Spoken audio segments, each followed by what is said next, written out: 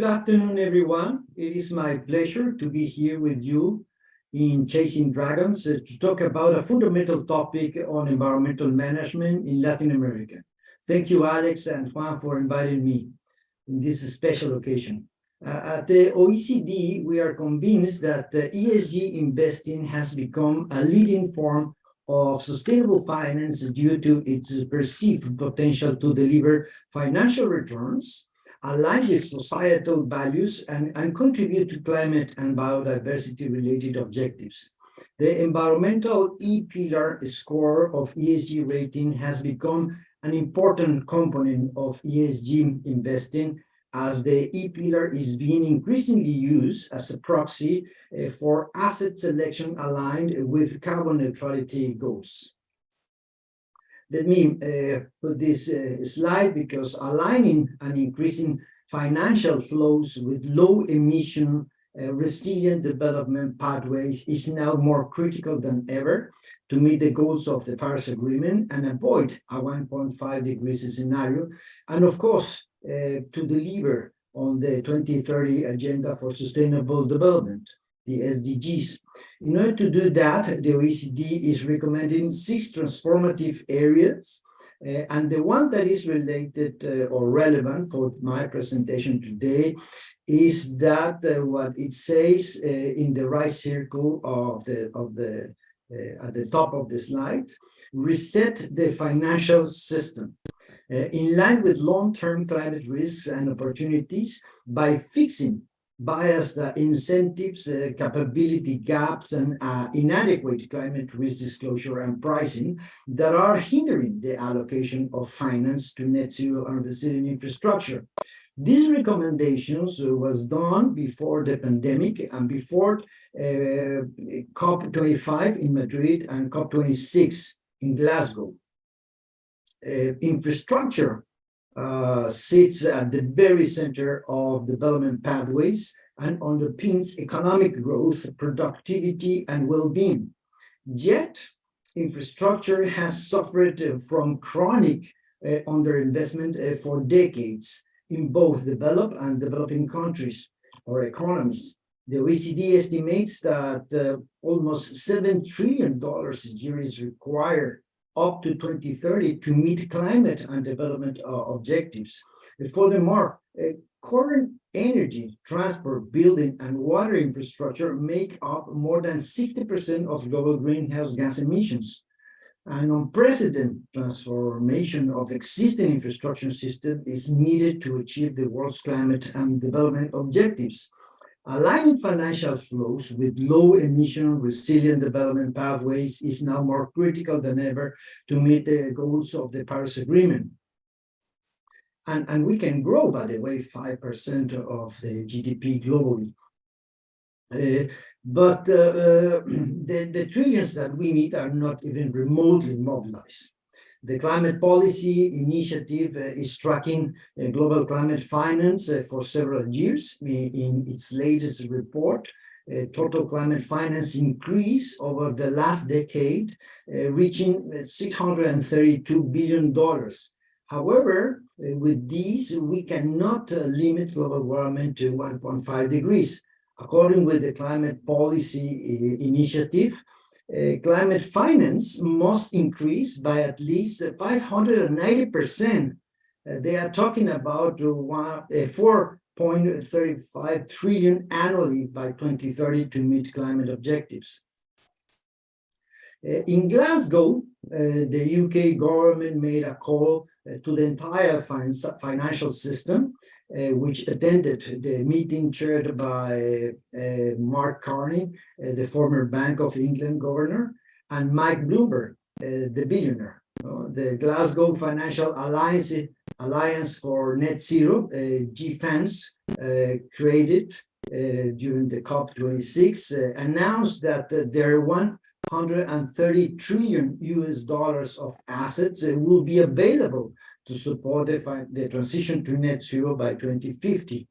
The Coalition on Climate Resilient Investment, another important gathering of financial institutions, which focuses on better pricing physical climate risks, has expanded its membership to include organizations with $20 trillion dollar of assets under management.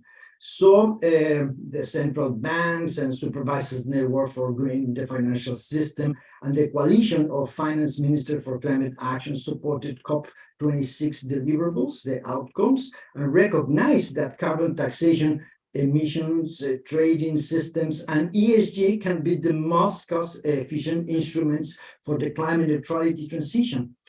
Also, there was, during the COP26, a reaffirmation of the duty to fulfill the $100 billion commitment, this time in a more transparent way, plus a call to double the provision of finance by developed countries for adaptation by 2025. The long-term finance agenda were subject of discussion at COP27, and two-year work program to discuss the post-2025 finance will take place in the following 3 years.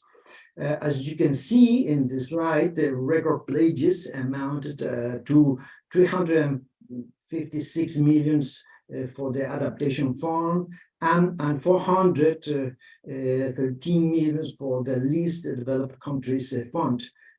So this is almost, but not yet, a trillion. So it was an important part of the things that happened during the COP26. The first commitment, and this is a quite important situation right now in the climate negotiation, the first global commitment to climate finance made in 2009 at the failed COP15 in Copenhagen. This is still pending. The commitment to mobilize $100 billion each year is fundamental in the current implementation phase of the Paris Agreement. As you may know, the OECD monitors the mobilization of these resources. We are tracking the money, and we estimate that the goal of achieving $100 billion each year for from developed to developing countries, which was to be met in 2020, will be met this or next year.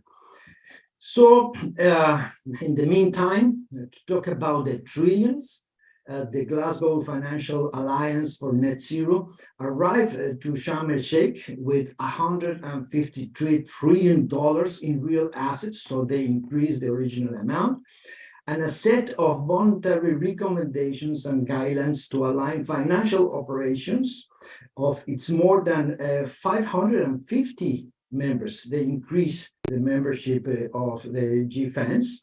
And this is relevant for the implementation phase of the Paris Agreement, but also for the implementation of the Glasgow Pact. GFANs recognizes the need for other actors in the financial ecosystems to contribute to the net zero effort, including through more granular and fit-for-purpose sector pathways, higher ambition public policy, higher ambition action by the real economy, and the development of relevant methodologies and accounting practices. So they are providing guidance and recommendations in parallel to the ESG systems that are in place in the financial institutions. So we started to talk about the trillions here with them, but now in the GEF, we are not seeing trillions in the GEF or the GEF, the Green Climate Fund or the Adaptation Fund that are the means of implementation of the Paris Agreement. That is important. Phasing out fossil fuel plants and extraction facility are the most relevant discussion right now. This graph that is also part of the GFAN's documents, you can see in the right side the title "Retire Dirty Early Facilities Wage in the Policy Scenarios." And we have to do it especially with coal mines and unabated coal-fired power plants or power facilities without carbon capture and storage control equipments. So it seems to be an important part of the G-FAN's initiatives and the guidelines that are suggesting to their members. That's the meaning of the Make It Dirty Cleaner wage.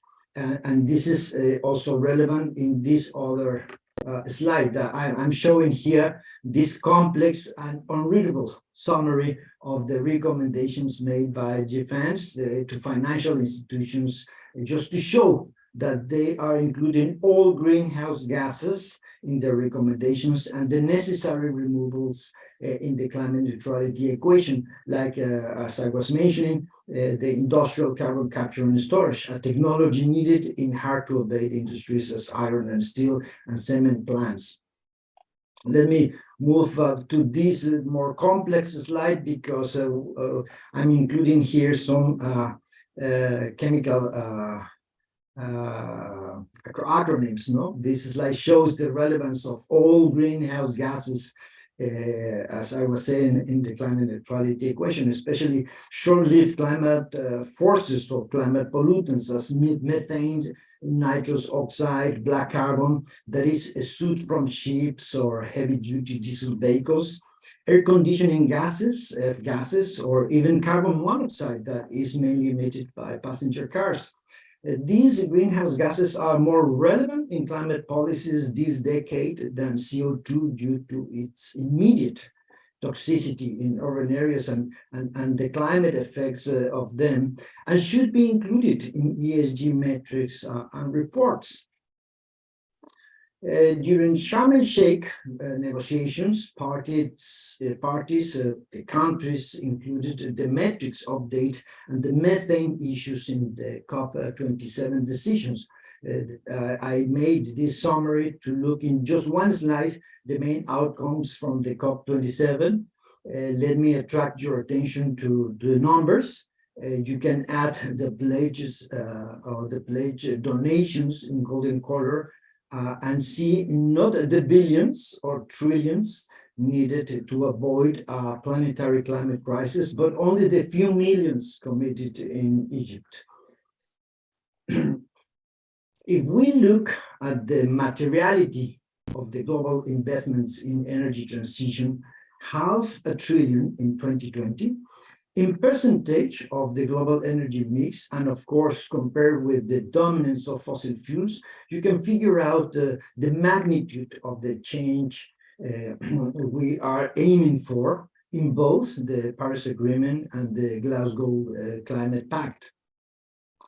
But what is the real problem we are facing right now? In this slide, you can see the amount of CO2 that can be emitted if existing extraction plants announced by fossil fuels companies become a reality. 936 gigatons of CO2 instead of 580. The carbon budget to avoid 1.5 degrees is the amount of emissions that the fossil fuel industry is planning to meet in the following years. This means that staying below 1.5 degrees may require governments and companies not only to cease licensing and development of new fields and mines, but it implies leaving almost 40% of developer reserves of fossil fuels unextracted. Due to the economic crisis derived from the pandemic, the unjust war in Ukraine, and the shortage of fossil fuels in Europe, the oil and gas companies received this year more subsidies. These are our numbers at the OECD, more investments, and more policy support. For them, we are talking about the trillions. So I think that we have to change the priorities in the policy development. A recent IEA analysis shows Sharm el-Sheikh climate pledges by governments, if fully achieved, no greenwashing, of course, would limit the global temperature rise to 1.7 degrees. This is an improvement during COP27 from Glasgow, of course. Nevertheless, much more is needed to align energy policies and investments to be faithful to the necessary trajectory of 1.5 degrees. Let's see what happens at COP28 in Dubai, because it's another oil and gas country that is relevant in the negotiations. As we enter the decade for delivery, as the IPCC is mentioning, the OECD believes that a whole of the economy approach is needed to realize the net zero transition. This includes focusing not only on upscaling zero or near zero emitting technologies and low carbon businesses, but also supporting the progressive lowering of emissions in high emitting and hard to abate sectors. In this context, transition finance, for example, the financial resources needed to support just transition projects from coal industry to clean options, is gaining traction among governments and market participants. And a number of approaches relating to transition finance have emerged and are continuing to emerge. The OECD is at the forefront of work on transition finance, trying to identify barriers and offering solutions, because we believe that this is a key important strategy of the financial system. Recent OECD work on the topic highlights that current differences in taxonomies, guidelines, and market-based frameworks can fragment markets and reduce investors' confidence. ESG investing has become a leading form of sustainable finance and has shifted from early stages of development towards mainstream finance in a number of OECD jurisdictions. Markets are increasingly using ESG investing approaches to improve risk management and long-term value and greening the financial system. That is the main purpose of this conversation today, and the main message that I would like to give to you. But it is in accordance with the things that are happening here. When they are conscious of protecting the environment, how companies are securing the materiality and profitability of their climate investments, well, for the time being with ESG investing or ESG rating systems. But despite interest in ESG, it seems that there is an incipient but growing investment in it in the private sector. And as you can see in this slide with numbers coming from JP Morgan, this is evident. So also from JP Morgan, it is clear that companies are moving faster to green and sustainable financial instruments, mainly, of course, in Europe and North America that have robust climate policy frameworks and legislation. The research and analysis division of the Economist Group launched this year an ESG risk rating report in April, and we can observe a low and moderate risk in Latin America and Caribbean countries in comparison with Africa and Asia that are more risky.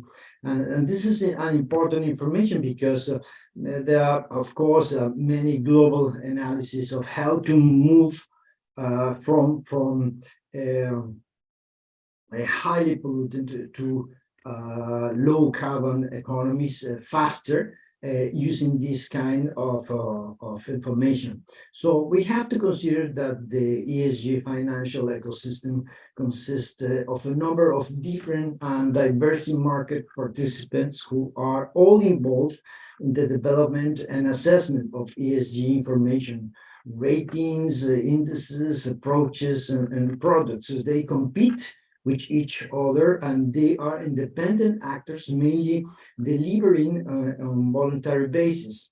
The first set of actors include issuers of capital instruments, such as government, businesses, and financial institutions that issue debt and equity in financial markets. Each of these issuers are increasingly providing a non-financial information on environmental, social, and governance issues. Secondly, there are providers, typically third parties of ESG rating and ESG indices. ESG rating providers include firms that provide sustainability metrics and information supported by qualitative and quantitative assessment of the non-financial disclosure by issuers. Some of these rating providers are also developing ESG indices. Thirdly, these outputs are then used by asset managers that employed ESG approaches to develop ESG influence investment portfolios and funds. Asset managers may include institutional investors that are asset owners or funds that are in turn distributed to institutional and retail investors. So data in the whole system, because of this diversity, is not yet reliable. It's not standardized, and benefits, that take time to materialize and can vary depending on the regions that I show in the previous slide. So the OECD released this year a policy guidance to reinforce the role of ESG investing on transition and transition finance or on transitioning to climate neutrality future. And let me do a summary of them in this slide. First, policymakers, financial authorities, and central banks were appropriate within their domestic mandates should strengthen the ability of reliable and quality ESG data and metrics in line with global baseline standards. There is a need because at the moment, or for the moment, we do not have these global baseline standards. We have to develop that. They should identify and use the tools available to support greater transparency of ESG ratings methodologies and oversight, of course, ESG rating providers. Authorities should support the development of transition plans by financial intermediaries that include overall net zero and interim targets. This is really important. Because we have to see, for the moment, only 40% of these GFANS members are adopting climate neutrality goals and plans, but we have to see these transition plans with quantitative targets and, of course, different pathways to reach these to reach the goals of the Paris Agreement. They have to align their own trajectories to the Paris Agreement goals. We think that all actors should collaborate within international fora to share good practices and continually strengthen the appropriate use of net zero strategies and associate rules for financial firms who have made voluntary net zero commitments. Why we are suggesting these policies?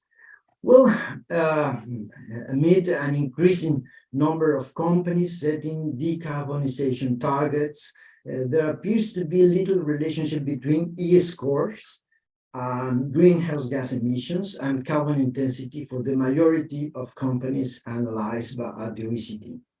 The lack of alignment between outright greenhouse gases emissions and emission intensity could suggest that the firm's disclosure of plans to reduce emissions play a significant positive role in determining their E-pillar scores rather than their current level of emissions, because all this is about mitigation efforts. So we have to reduce our greenhouse gas emissions.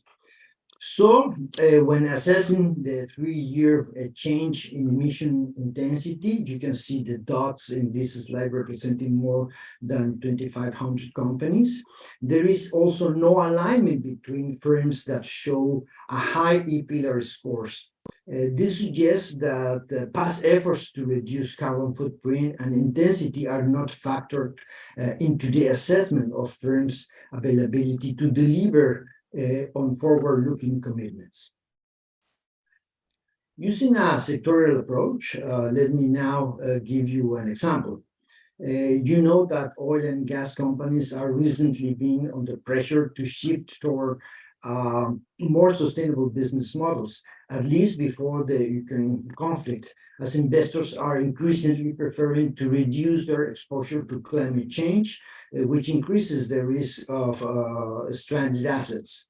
We develop this graph for illustration purposes only, and the analysis of 8 scoring companies shows none has emissions in line with scenarios in the medium term.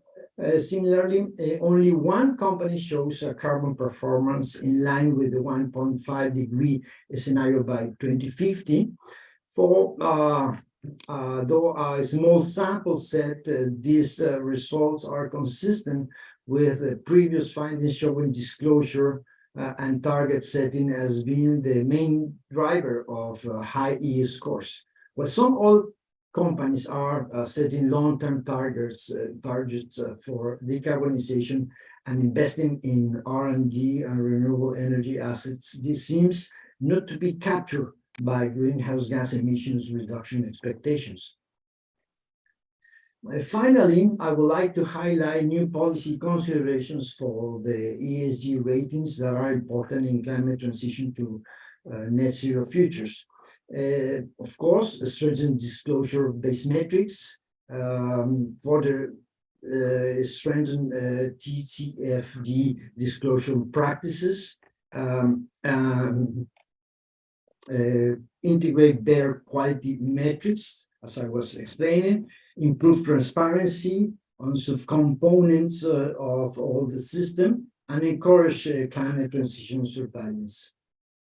Well, thank you very much for your attention, and I hope that this summary of the things that are relevant for the OECD on ESG financing or investing systems is happening. Thank you very much.